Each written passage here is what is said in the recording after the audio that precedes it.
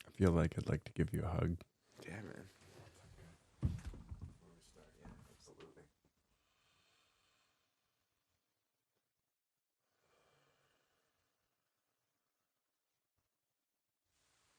Welcome, brother. Yeah, thank you. I got you. Yeah, Let's do it. I feel held. I'm excited. Oh, boy.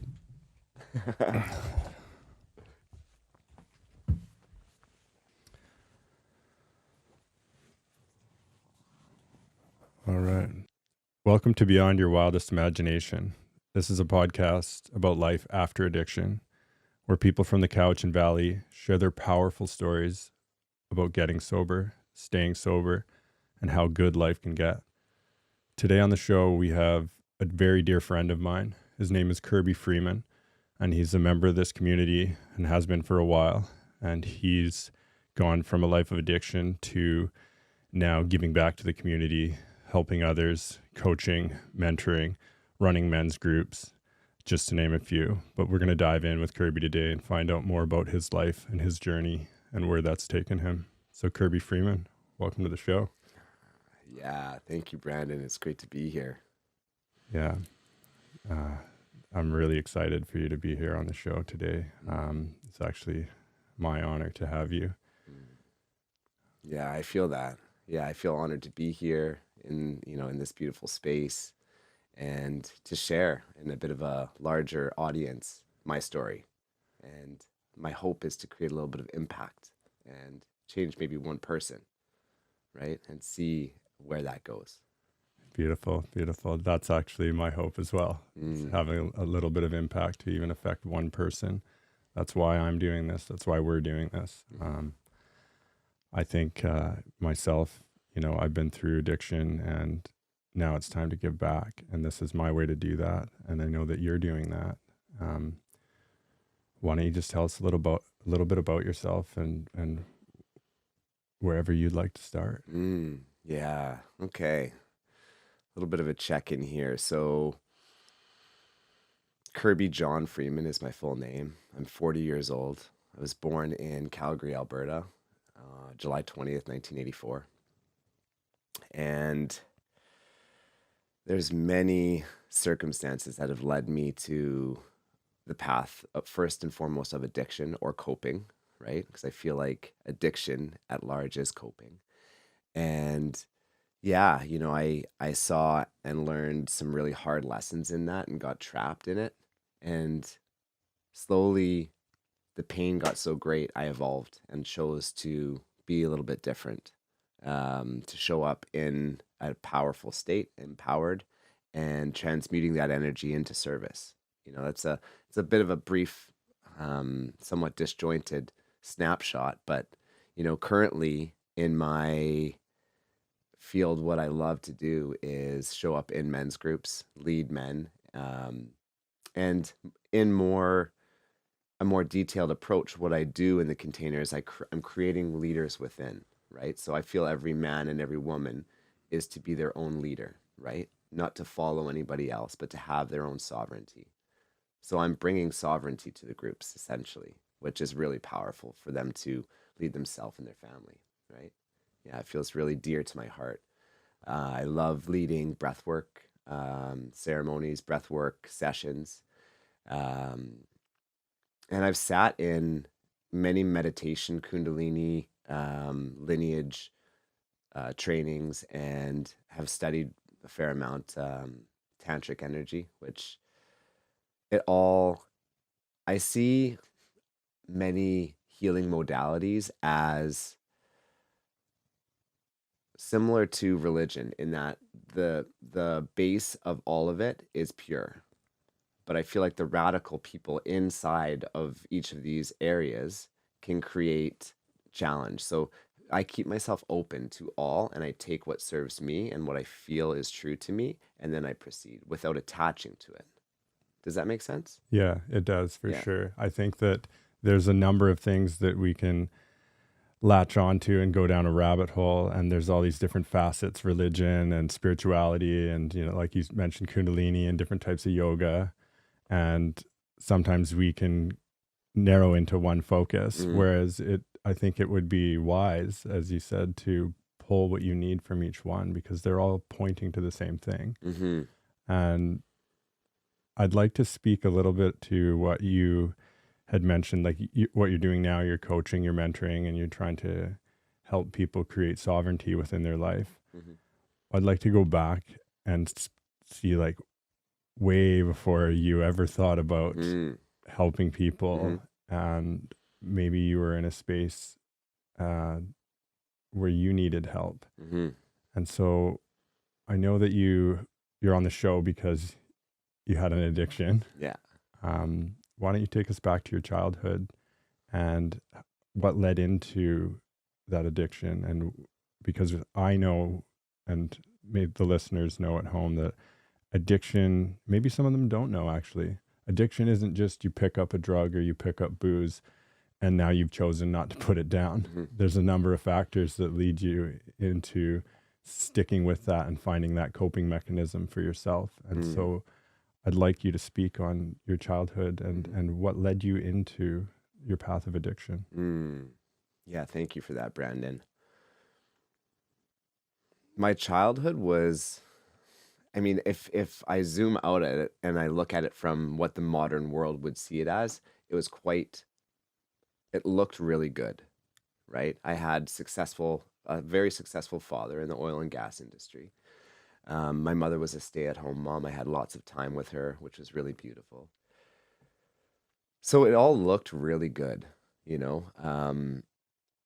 but getting deeper into it as me as a being in that, it was really challenging at times with not having a father that was present because he was working a lot. And I longed for that deep mentorship and to have a deeper sense of presence in him. With that said, I know he gave me everything that he could, and he did what he felt was right in providing for our family. But I didn't feel like that was enough. And that led me to searching for something else, right? It led me to feeling what was around me and what I saw other people were doing to find a deep sense of peace and acceptance. And my family, my mother and father, they drank, they consumed alcohol, which is my drug of choice, is alcohol. And it was chronic, what I saw. It was always happening. Every event that there was, seemingly there was alcohol involved, right? So it really ingrained at a very young age in me that it was okay for me to be consuming alcohol regularly, right? So I witnessed that for a while, and I remember having my first ever like full beer. I think it was at the age of 10 and a half or 11, right in that range. So it was quite young. And I asked my mom, we were in the Dominican Republic and we were having a good time. And my brother went and asked mom if he could have a beer. So I did the same thing and she said yes. So I did. And I had one beer and that was it. And, for me, after drinking that beer, I felt a deep sense of ability to be authentic, right? That I could shed all the layers that were on me and really be free. Let go. Right? So it was like, for me, it was finding that freedom. Because I didn't know at that time that I had it in me to just let it go without it. Does that make sense? Yeah, right. For sure. Yeah. We have very similar stories. I think I had my first drink when I was 11. I was in Japan actually at the time, and we all snuck some sake and stuff out of the vending machines, right? Yeah. But that is a really young age to start drinking. And I think I felt the same thing you did, where it was like that freedom, like, Mm. oh, whoa, right? Mhm. And I also think that your trauma, like that little bit of trauma, sometimes I wouldn't call it little bit, but it's often overlooked. Where you had a father, right? But he wasn't as present and involved, and that's like for me, I had abuse in my family. Um, but the same thing, it can affect the child not getting that same nurturing effect from the father if he's not there, or any parent, right? Mm. And that can lead to then when you try this alcohol, it's giving you this freedom, it's giving you this feeling of openness. And perhaps maybe you could have had that from your father and you didn't get it, and now you're finding it in this substance. Mhm. I'm wondering where that led after that first beer and that euphoric feeling. Like, Mm. how did that transpire afterwards? When did you have your next beer? Mhm. Mhm. It's a good question. My next, so I took a 2.5 to 3 year break from that point, and it was my 14th birthday that I stole some alcohol from my grandfather from his liquor cabinet. I stole these miniature Crown Royal bottles, and there were a bunch of them because he loved Crown Royal, and they'd always send a little extra, right? So I stole a bunch of them and brought them home, and it was my I knew it was my goal to get drunk on my 14th birthday.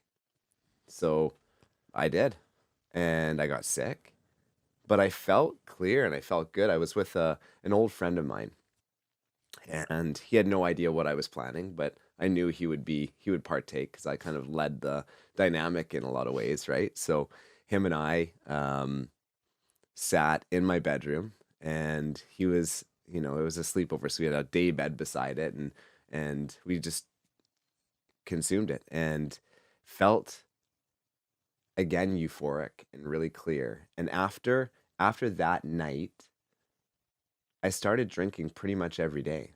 I would find ways to have people um, buy alcohol for me, or I would steal it from my dad and I would water down his bottles, and he'd have lines on them trying to protect it, and I'd just scribble out the line and do another one because that's what he did, right? Mm. So I would just mimic what he was doing. And it really, I didn't experience like the depressant effect of alcohol right away, because that was, I feel, my operating vibration outside of drinking was the depressed state, right? So the the hangover or the alcohol withdrawal, the depression that happens with alcohol was normal for me, right? So I just go back to a state of normalcy. Yeah, and it just continued from that place.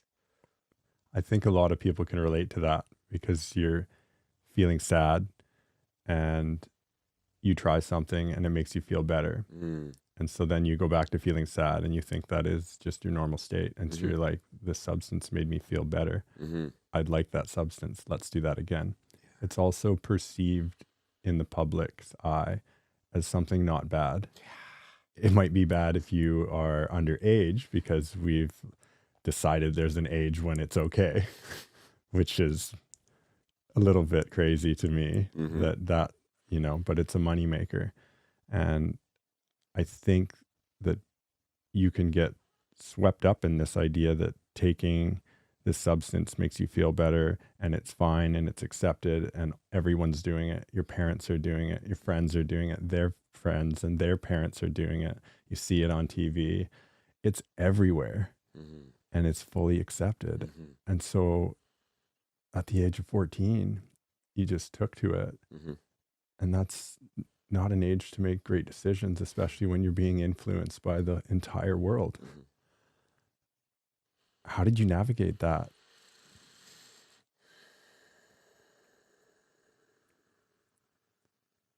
Yeah, I just dove in with both feet. It was really clear for me that that's what I needed to do in that time, to cope in that way, because the other way wasn't manageable for me,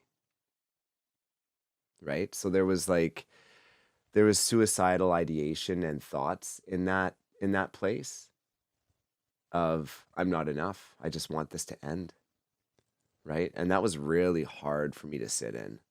Like, not wanting to live is a really difficult place to be. Not wanting to live. It's not even not wanting to live. It's not wanting to live with where I was and who I was and what I was doing and what I was feeling. Yeah, it's heavy. That is heavy, man. I feel you on that. I think when I was your age, I had the same feelings. Mhm. When I was your age then, I had the same feelings. And to your point, it's not wanting to die. It's just not wanting to live with what's going on, Yeah. right? Just wanting that pain to stop, wanting it to end, and not knowing any other tools or avenues how to get through it. Mhm. And then alcohol makes you feel good, and then you don't feel good, and you're like, well, this isn't working. Mhm. Um, how did it progress? Mhm. How did it progress? Yeah. Yeah, it started with, a smaller amount, and then it increased to get myself to the certain place of intoxication that I wanted to be in. But there was certain events that it created in my life that were really hard for me. Um, to name a few, impaired driving. I've been charged with impaired driving. Fortunately, I haven't hurt anybody or crashed while impaired or been caught crashing while I was impaired, which I had happen several times. So I would get behind the wheel while impaired and put my life and the life of people that I loved in danger and jeopardy, which I hold heavy. It's not something that I'm proud of, but it's a part of my story, right? So it's important to share it. Um, from that place, of getting an impaired ticket when I was 17 years old, I got into a relationship dynamic with my first wife, and I met her at a bar that I was working at. And it was a beautiful dynamic opening because we would drink together and party together and have great sex and have lots of fun. And it was, really um, opening for me. And I would notice in her, and she would notice in me, the depression after. And we leaned into a little bit of meditation and yoga early in my 20s, which felt really good. And I was feeling deep openings in my body that I can reflect on now and witness, tingling in my hands and beautiful things of that nature. But I didn't feel like it was quite enough for me. It wasn't enough for me to make the shift out of what I was doing into a different way, even though my ex-wife was calling me to do that. She wanted it. I don't think she was consciously using those words, but she was articulating herself in a way that it was very clear to me what she was calling in, and I chose not to. So I kept drinking, and I progressively would get a little bit worse, to the place where I was having 15 beers a day to start. And if I was drinking, I would drink a lot more than that. So it was, and this was every day. I wouldn't necessarily start first thing in the morning, although sometimes I would, depending on how hungover I was, because I didn't want to feel the depression anymore. The depression actually, in speaking to it right now, increased in weight as my um, addiction progressed, right? The depression was harder and harder to manage. And the suffering was deeper and deeper, and there was more suicidal ideation and thinking and um, in those times, you know. Yeah, I'm just reflecting on it right now and like talking to my first wife about it and planning to like both take our own lives at the same time, you know, in a certain way, right? Like, yeah, it's interesting because I haven't shared that aspect of it very much. So it's a blessing to be able to do so right now, and it's also quite tender in me. I can feel that tenderness. Yeah. Yeah. It must have been a really hard place to be in and a hard place to reflect on. Yeah. Yeah. There's sadness that comes through for me right now in it. And the sadness is that I was suffering so deeply, and my soul knew that there was another way, you know, and I wasn't choosing that way at that time, right? Um, so eventually, in that dynamic, I started going, on trips by myself, and I never cheated on my first wife, and I would go away, and then I started not trusting her. And it was a felt feeling more than anything else. And I found out eventually that she was not being faithful to me, and she chose a path of um, being with this other person, right? Who lived in California, which, it hurt. So that relationship dissolving, I see it as my part was the biggest part in it, in that I showed up in my alcoholism. I didn't heed the call to shift or change.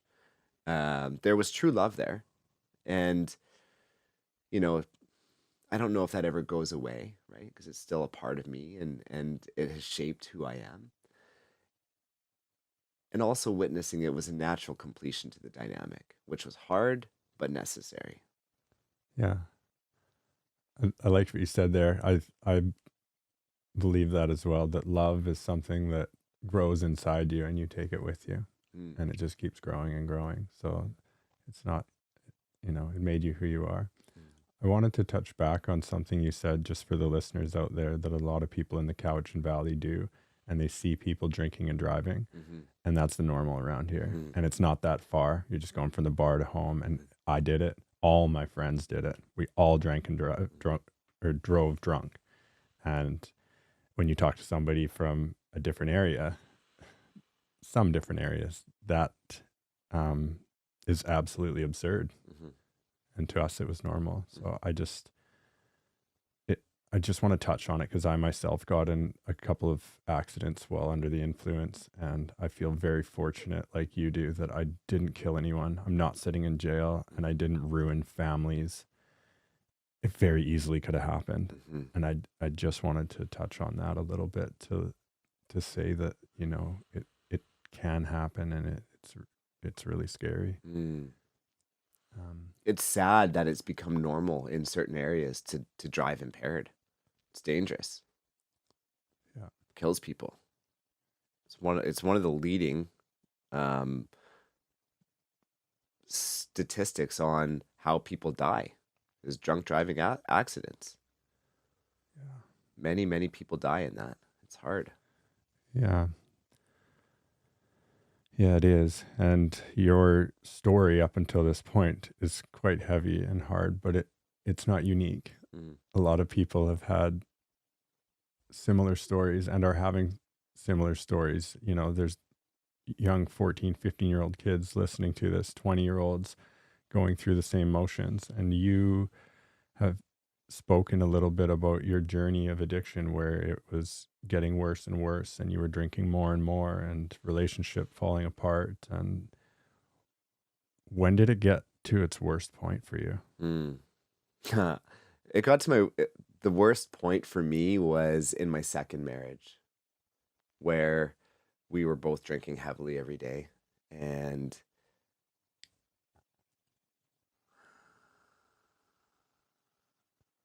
there was verbal abuse happening. There was yelling in front of our children. So I had children with my second wife, a boy and a girl. And it got to a place of not being able to be manageable, I feel, due to how we would show up in front of the kids in such a chronic way. I didn't want to program them to follow the paradigm that I had of myself, right? So it was at a place where, you know, I'm going to repeat this in my children, or I'm going to do something about it and change, right? And it was my children that really were a shining star for me, right? Because I can't force or bring change to anybody consciously. I can speak my words, and if that creates change within, beautiful. So with that said, I couldn't change my second wife, right? I couldn't do anything there. I could just look within and choose a different path for myself. And that was a path of sobriety. And I had a hard time admitting that I was addicted to alcohol. Very hard time, because I saw it as normal. And normal people are doing something. Perhaps all of the normal people that were doing it were all addicted that I saw. But I didn't want to put myself in that box. So I chose to stop drinking for a year. And I made that firm commitment. And I did, right? And every day I would look at my son and my daughter's eyes.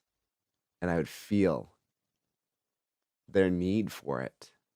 Their need for me to be sober and clean so that I can be there for them.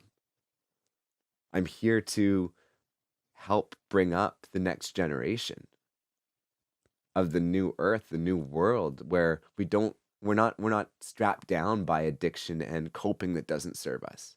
We get to be free. It's powerful. I'm so glad that you made that choice, that your children were the catalyst. Yeah. And not everybody likes to admit when they've done things wrong. And so I think that's the first step, is looking around and seeing the damage that's happening and doing something about it. Alcohol is a tricky one. It's accepted. And so it doesn't even matter how much you're drinking. You're having fun and you're at the bar and everyone's doing it. And you're like, there's no problems here. Mm-hmm. It's really hard to see that. And thank God you had children and thank God you made that conscious choice, because that's not easy. That's not easy. Mm-hmm. Did you have any tools or anything that you did within that year? I know you said you looked to your children, you looked at them, and that was your grounding force to keep you stable in quitting. Mm-hmm. Was there anything else that you used to help you? In that first year, not really, to be honest. I made a commitment and I stuck to it. And after the year transpired, I started drinking again. Oh, So that wasn't the end of it for me. That was the first glimpse of sobriety. Felt so good throughout it. And then my field was clouded by, I've got this under control. I can do this, right? I'll just have one, there it right? is. And it'll be fine. It'll be fine. And then I'd have one a day for, 3 weeks. I'm like, I've got that under control. I can have 2, right? And then the 2 turned into 15 again. So right back into that same loop of addiction. It happens so fast. So fast. After a whole year of feeling really good, right back in. Like, well, shoot. I guess there's something real here, right? And, I drank again for 6.5 or so months. And then the relationship dynamic started to dissolve. Because after I stopped that second time, my ex-wife continued, right? She wanted to continue partying and drinking. And I didn't want to hold back her free will or her freedom. So I would just let her go, right? As long as she was safe to do so. But there were times that it was challenging for me to let her go because she wanted to drive and she was not in a place to drive.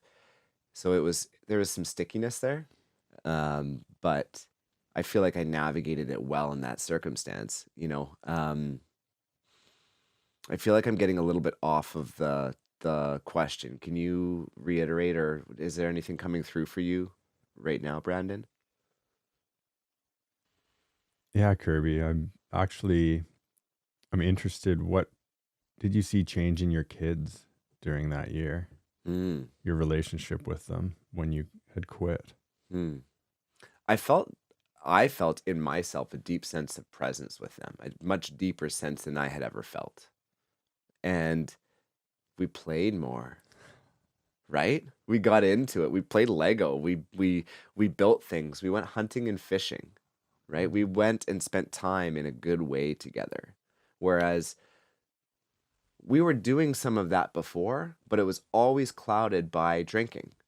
I wouldn't do it unless there was alcohol there, right? So that had my presence. Whereas now the children had my presence, right? I was present for them, Yeah, you right? get to show up Yeah. for So, them and you get to feel the experience and be there instead of just kind of fade it off in the background while things are happening. yeah. That's a beautiful gift for your children. Yeah. So that's the biggest change. And then there were others as well that kind of came with that too. Um, and that was they felt safer with me, right? So safety is huge. You know, to ask somebody to be open if they don't feel safe is really challenging, right? So, to create openness in them, safety must be there first, right? And me not drinking created a much deeper sense of safety because they knew that their mother and I were not going to fight and argue, right? Because I would just go to bed if she went down that hole, right? Which happened often. It must have been a really lonely and challenging thing for you to do. Yeah. Yeah. Knowing that she was, going out and doing all sorts of things, right? That we're not serving her or our family. It takes a lot of strength Yeah. and a lot of commitment day in, day out for a year. Yeah. I didn't want to be in that life anymore. We had everything. A fancy house, lots of money, kids, it all looked good on paper, but it was not good inside, right? And that's what I needed to shift. Ultimately, that's what matters. And you can push things away long enough. And for people listening out there, I would urge you to look inside and it won't take long to just feel is the life I'm leading with all this alcohol, is it the right path for me? And I would urge you just have a look. I don't have the answer for you, but it's there. It's there. And your story sheds light on that there's that bit of freedom, that connection, that groundedness, that presence that was missing. The cloud's gone, right? And so you moved into 1 year and then you went back, and that's relapse. That's what happens. You get this inkling that I've done it. I'm fine now. So I can have a drink and I'm fine. Yeah. And then you have another and another and another, and boom, you're right back in there. The same despair, the same depression. Sometimes it can be even worse because you've done all that and you've had that clarity, and now you feel like a failure going backwards. How did you get yourself out of that? And how did that shift for you? Where was your rock bottom when you said, that's it, I'm done? That's a good question. So my rock bottom,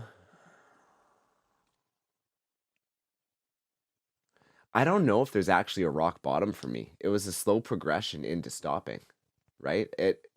I knew after that 6.5 months that heavily drinking could not happen for me anymore. There was just absolutely no way that was going to be something that I would do, because I was going to kill myself if I continued it, right?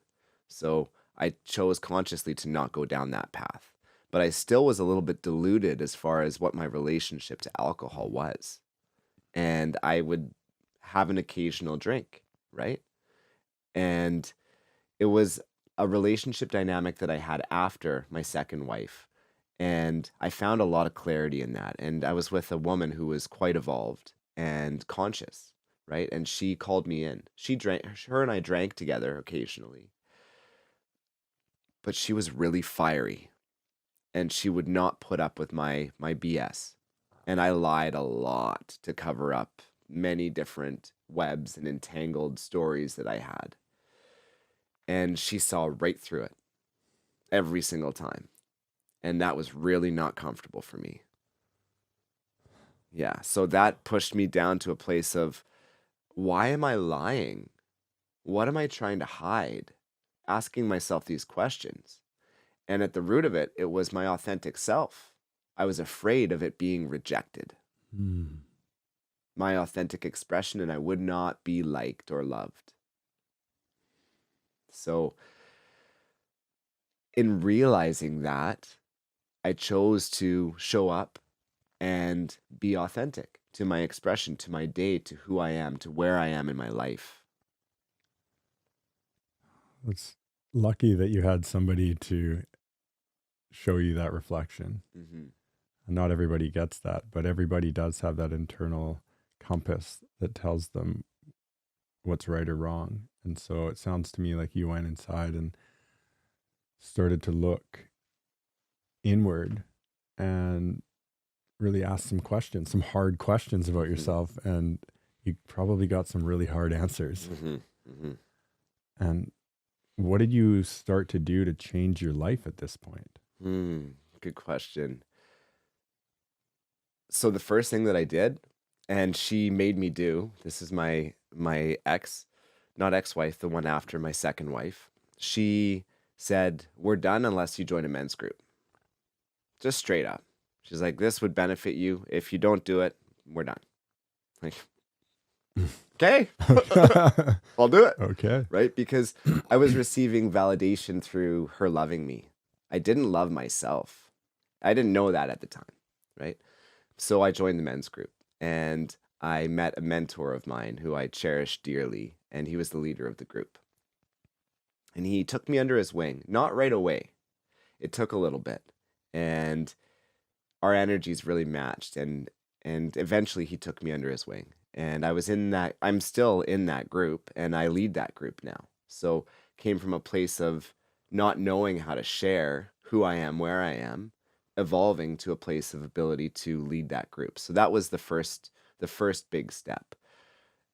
A secondary step was sitting in ceremonial containers, right? Sitting in breathwork containers and some medicine containers, psychedelic medicine in particular, I found to be really grounding and expansive.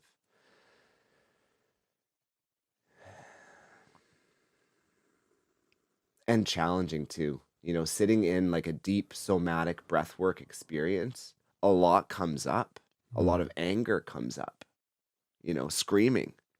I learned how to emote and how to be authentic with the emotion that I was feeling and not have to attach to any story around it.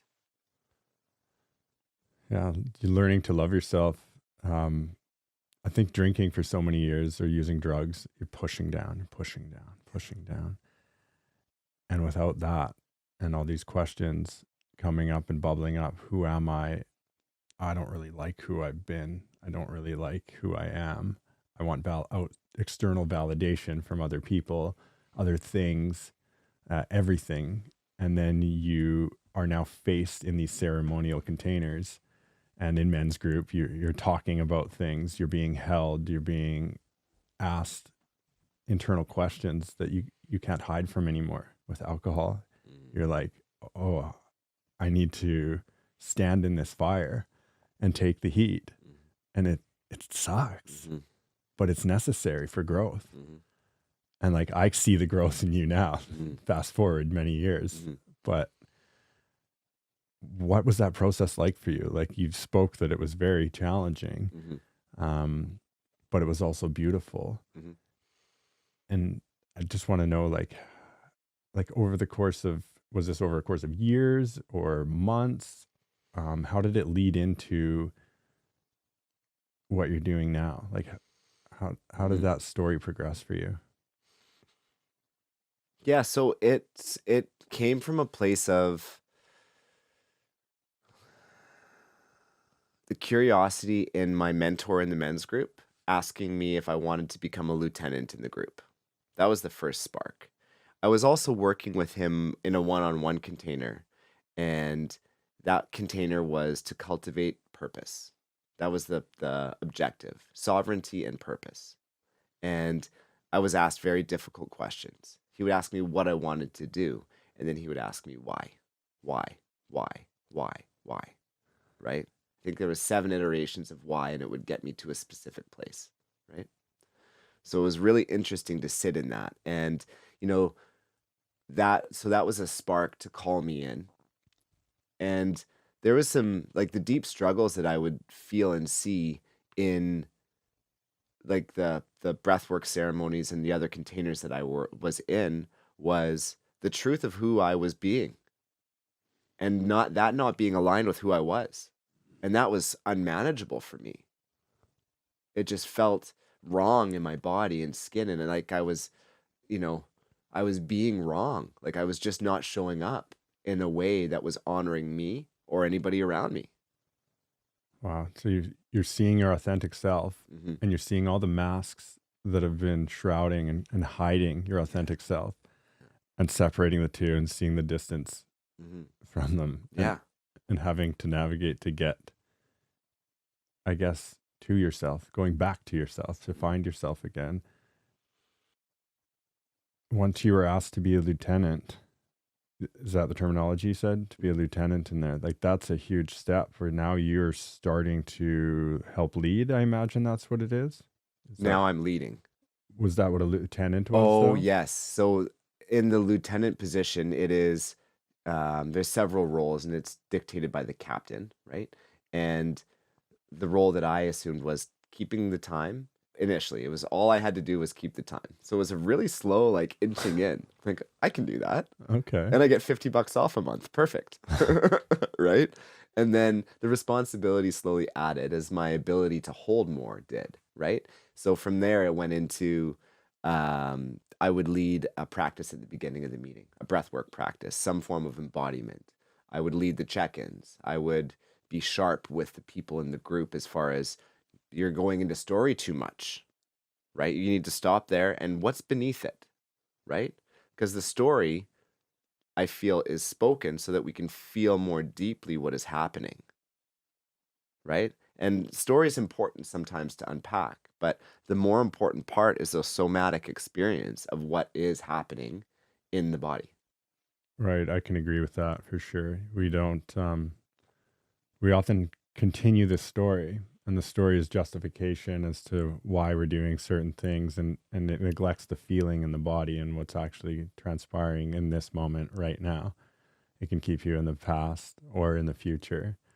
I think the somatic piece is, it's big for me also. When I started to get clean, I needed to start to feel to heal. And, for myself, I used exercise, I used talking, and writing and doing all of those things. It sounds like in men's group, you did a lot of talking and a lot of healing.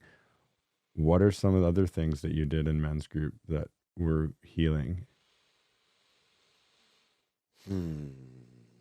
Getting in the ocean together in the winter, right? So consciously suffering, consciously putting ourselves in difficult containers, knowing that duality exists, and consciously doing that almost created a quicker path to light, right? So it was like, we knew we were safe in what we were doing. We weren't doing anything that was wild, and we researched a lot of health benefits. I researched a lot of health benefits of getting in cold water. So yeah, we would get in and we would sit there for a couple minutes and then we'd go for coffee after. And it was deeply bonding. So finding men in my life that were on a similar vibration to me was a huge part, and having a mentor in the captain of my men's group, that was the North Star that really helped transmute me from a place of addiction into sobriety, right? It's like support is absolutely necessary. Finding a mentor can be really impactful, or some beacon to look to that's, quote unquote, doing it right. They've found the path. And during having these men's groups and, cold dipping and doing hard things and bonding together, and especially for the men out there, we'd like to hold our feelings in and not talk about them. I'm here to tell you guys that are listening, like, we have feelings, we're human. And there are men's groups out there, and I would urge you to reach out and find one. And if you can't, maybe start one. Just a couple of guys, just start talking about your feelings. It can really help propel you in the right direction. Even if you're still drinking or you're still using drugs, like that can start the process for you. So you moved from being a lieutenant and, timekeeper, moving through the ranks, I guess, as you'd Yeah. call it. Yeah. And what did, how did that bring you into what you're doing now? Like, I'd like to hear about that. Yeah. Good question. So as I started progressing through ARCA, which is the men's organization, the men's group organization that I'm a part of, I was asked by my mentor whether or not serving in a deeper way was aligned for me. And that was a clear yes for me. So I leaned into what that could look like. And he asked me, he said, "What do you love to do?" And I said, "Well, I love to be with people. I love to hold people. I feel like I'm a natural healer." And I saw what he was doing with me, and it felt really good. And so I said, "I kind of want to be like you, man. I want to show up in a similar way to you." And so that was me asking for more, opposed to him offering it to me, which was organically happening anyway, right? So as I asked for more, he gave it to me and gave it to me. And he got to a place where he no longer wanted to be in the group, so I took over the captainship of that men's group. And somewhere in the middle there, I don't remember the exact date, but I started coaching clients. And I started with my first client and I coached him for free. I said, "You've got 4 free sessions. And then if you like what you see and you like the change that you're embodying, keep coming." Right? And he did. And he did. And he's still with me today, years later. Right? So the impact that this can have is huge. And yeah, it feels really soul filling to know that I'm showing up in my purpose in this way. Um, So you're now running that men's group. mm, That was years ago, mhm, and that started your coaching for you, your one-on-one mentoring. mhm. What other things are you doing? You mentioned breath work, you mentioned other men's groups. Yeah, just maybe a snapshot of what Yeah. Kirby's doing Yeah, today. beautiful. So, yeah, currently I have 3 men's groups that I'm leading. One of them is with a brotherhood that I mentioned earlier, and 2 of them are groups that I have created. They're not a part of that. They're a part of my own entity, which is really beautiful. Um, I have 2 youth groups that I'm also leading, from the Beautiful. age of 18 to 22 years old. And it's so wild to see these little, younger minds and how evolved they are already. I don't want to go down that rabbit hole right now, but it's really impactful, I feel. And I also hold breathwork space. So I'll sit with one-on-one clients or groups of people and guide them through a deeply connecting, peaceful breathwork session. What I love to offer with that is talk therapy before, right? Going through and processing something before delving into what the body is to release. It can create a deeper sense of intention into the breath container, right? Which feels really aligned for me. So those are my North Stars as far as what I'm doing right now. Beautiful. Yeah. I've actually had the privilege of experiencing one of your breathworks, and it was amazing. So, Yeah. yeah. Yeah. Thank you. Yeah. Thank you for holding that space for me. Um, I see your face lighting up right now when you're talking about it. What does that feel like in your body now to be doing all these amazing things and holding this space for people and youth, especially? How does that feel like to Kirby? It feels aligned and peaceful. It feels right. It feels like I am finally serving my soul's purpose that I was so disjointed from, you know, and my will to live and honor my body has exponentially increased in that. Do you love yourself now? I love myself. I tell myself every day in the mirror that I love myself. Yeah. Yes. Yeah. I feel it's worth mentioning a couple points that are really impactful when we're trying to change the way that we see ourselves and change the way that we're feeling. Yeah. And one is a gratitude practice. It's so simple, but many people know this and they don't do it. Do it. Do the gratitude practice, right? It's easy. Go through 5 things that you're grateful for right before you go to bed and right after you wake up. And what this does is it puts our mind into that vibration of gratitude for our subconscious period, our sleep period, right? So that we can slowly be chipping away at the years of programming that we've been through, replacing it with gratitude, replacing it with truth. So I do it before bed and when I wake up, which is hugely impactful for me. That's the time when our subconscious is the most like awake, I guess, or right before bed and right when you wake up. And so you're kind of programming yourself. And I like that gratitude piece because a lot of people, like when I first heard about gratitude, I was like, yeah, I'm grateful for lots of things. What is making a list going to do? Mm-hmm. Honestly, I was like, how's this going to work? And you just keep doing it and you make a list and you just fake it and you run through the list. Like, I like the birds, I like the trees, I like whatever it is. I like my family, I like my bike.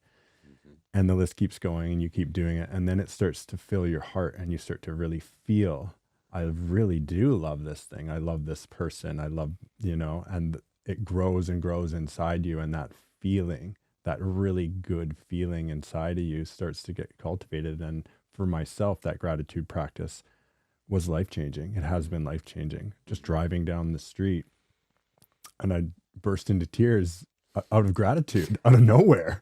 I was like, whoa. Yeah. And that was it. That didn't happen in the practice, but it translated to my life. And so I really think that's an important piece. And I thank you for sharing that. That's really important. Yeah. You're welcome. What was the second thing? You said there was 2. So it was changing the way that I spoke to myself, right? If a person wants to change how they're showing up, change the way that you talk to yourself with affirmations. So I love myself. I am grateful. And whenever I would witness myself saying something along the lines of, even to my children, please don't drop the dishes when you're carrying them to the sink, right? The probability of them dropping the dishes is greater than if I say, be mindful with the dishes as you carry them to the sink, please. Right? So changing the way that I speak to myself, and even deeper, maybe not deeper, but similar, is changing the way that I speak to others. What am I saying? How am I articulating it? What energy do I have behind it that is fueling me here? Right? And words become reality. How we think and feel about ourselves becomes our reality, right? Through manifestation. And it can be in the worst ways or the best ways. As sovereign beings, you get to pick. You do. You do. I think those are very powerful. I'm losing the word for it. Very powerful tools to utilize each day to cultivate loving yourself, loving others, being grateful for things in your life. And that can lift the depression that some people are sitting in just by starting with, one good thought about yourself, one grateful thing, just trickling in step by step by step. And that's how you climb mountains, right? One step at a time. I am curious, through all of this, and I'm sure the listeners are, how did your family dynamic change as Kirby was evolving and blossoming? Yeah, good question. So how did the family dynamic change? Well, I took my TV down, and that changed a fair bit in the family dynamic because we watched a fair bit of television. And, in a bit of a bigger way, like there was, again, back to the similar sense of presence when I took that year off. I was more present, and doing all of these tools and showing up regularly with honoring myself, it created a capacity for more presence. So I was able to hold more and be present with it, right? So I think, it sounds simple, but presence was the biggest shift that I saw in the dynamic. I feel that presence is like the biggest gift that we can give to somebody, our presence. Just to be here now. Right now. As Ram Dass would say. Right now. Yeah. Right? What else do we have? Yeah. Stories. all of them. Yeah. And your relationship with your children, how did those improve? If they did. Yeah, I mean, my daughter feels so safe with me now. She will tell me anything, right? Just raw and vulnerable and tears. And I'm not saying all of this because I feel I'm a perfect dad, right? I feel I have my areas that need improvement, but I show up and I hold myself in it, right? Which creates a deeper sense of safety for her and for my boy, right? They see me not being perfect and what to do when you're not perfect. So it's a beautiful teaching and lesson, right? So I think that's a big part of it is now metaphorically, I see hardship and triggers as lessons. Yeah. The quicker that I can see that, the quicker the lessons can be learned by me and my children, right? The quicker they can see it, the quicker the lessons will come through and evolve, right? So a deeper sense of presence in me and a deeper sense of presence in my children has created a nuclear family that is tighter, right? That we're not afraid to say something because we're gonna, dad's gonna fly off the handle. Doesn't happen, right? If I don't like something that they say, I tell them in a calm way, not fueled by anger, right? It's like, I didn't like how that felt. It's beautiful. It is. You're doing an amazing job, Kirby. You're building strong children that are going to be able to stand up for what they believe in a kind, caring manner, which I feel that you do. You hold people in that presence and that moment, and you also do it with respect and authority, but grace and kindness at the same time, which not a lot of people do. So I think that's a beautiful life you're living. What other tools do you use on a daily basis and practices for yourself? I don't share this often, but I feel called to right now. And the first thing I do in the morning is I wake up and I sit in meditation and I call in the directions. So I speak to the east, south, west, and north, above, below, and heart center, and really feel what that's like for me to be honoring myself in that and all of the things that are around me, the earth, the water. I feel that to be really sacred and really special. It's a connection with my higher power, essentially, which is really sacred to me. After that, it depends on the morning, but I go either for a workout, cold dip. So working out and being physically active is something that I do for myself, honoring this body, right? I feel that humans, and once I made this shift, it was quite beautiful, shifting my thinking into I'm living this life, or my soul's purpose is here to take care of this human body, right? Just to take care of it, to honor it. And witnessing that allowed for me to make the changes. So yeah, I will work out. I often get in the water. When I work out, I get in the ocean. Yeah, just after. So I drive straight from my gym down to the ocean. And then, so cold water for me allows for me to have more aliveness in me. Like I feel alive when I get out of the water. I'm embodied. I'm out of my head and in my body fully. So I'm feeling in a deeper way, which feels helpful for me, right? I love sound. I love playing music. Both of these I find similar in impact. And the music that I play and I listen to is not linear. It's all of it. I like good music. If it sounds good to my ear, I listen to it. Right? So I really also like to eat good food and honor my body with it. And I mean, there's a little bit of energy around sharing this, but I love sugar and candy. And I'm really trying to not be eating like gummies, for example. Like I love them. And that's a place where I can sharpen a little bit, right? But I don't want to sharpen into too much rigidity. I want to be free to have some of these things if I want to, right?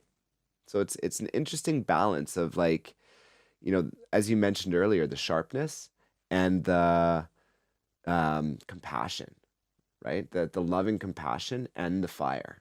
I think that's where the the energies balance. It's like the yin yang, right? It's the line in the middle where they balance, and it's not a straight line purposefully.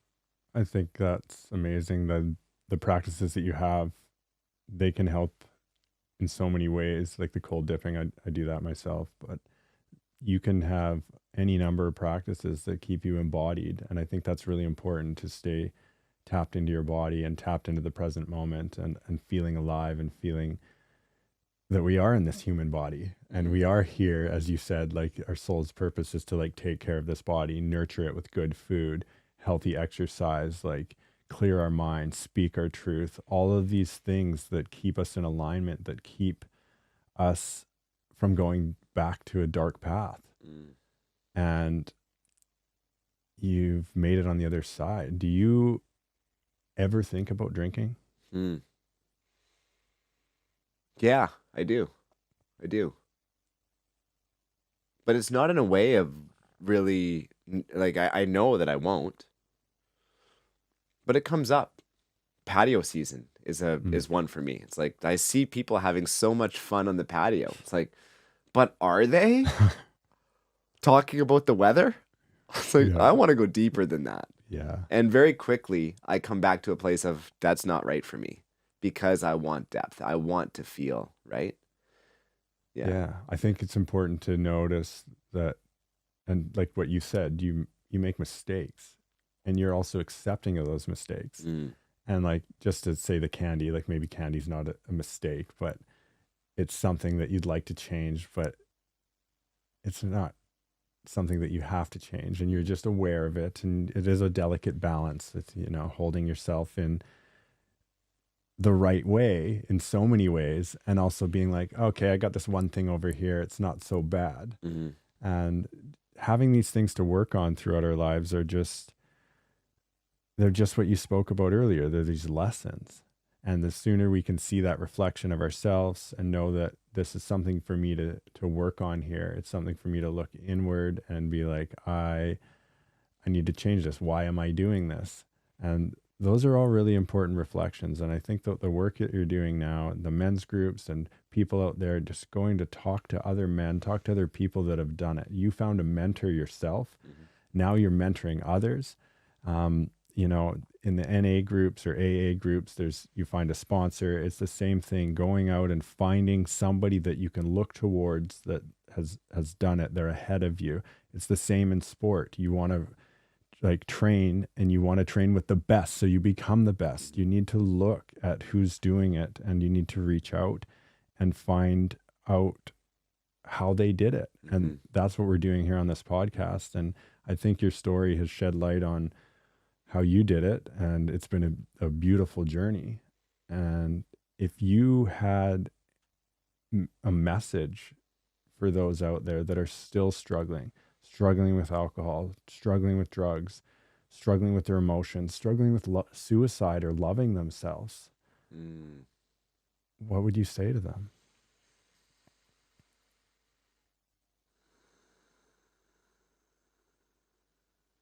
If not now, when? Get curious. Be gentle with yourself. Change takes time. Feel who you are. Feel your soul. It's time to come back home.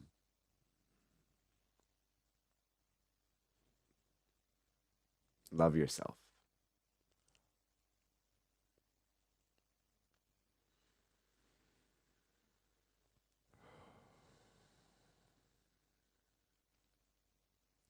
For the viewers there, we're just both getting a little emotional. And I think that because we both know how important it is, there's a lot of people out there struggling right now, and we were struggling. And if anyone's out there listening, we're just normal people. And if we can do it, you can do it. You just got to reach out. And to what Kirby said, like, love yourself and just take a step in the right direction. It's been so beautiful having you on the show today, Kirby. If there's anything else that you feel called to share that we haven't touched on today, now would be the time. Hmm. I like to share a piece of gratitude for being here, for being invited to come here and sit in this space in a good way. And the change that's happening through this is really beautiful and pure. So gratitude to you, brother. Thank you, man. Yeah. I'm so happy that you came into my life and that you are open to doing this, to share your story. It can be vulnerable and not an easy thing to talk about. But to your point at the beginning, that your hope is to help just one person and have an impact. I know it will. And I'm ever grateful that you are in my life and you're coming here to share your story today. So thank you so much for being here, Kirby. Yeah. I look forward to our many interactions and friendship outside of this as well. See you next time. Thank you. Okay.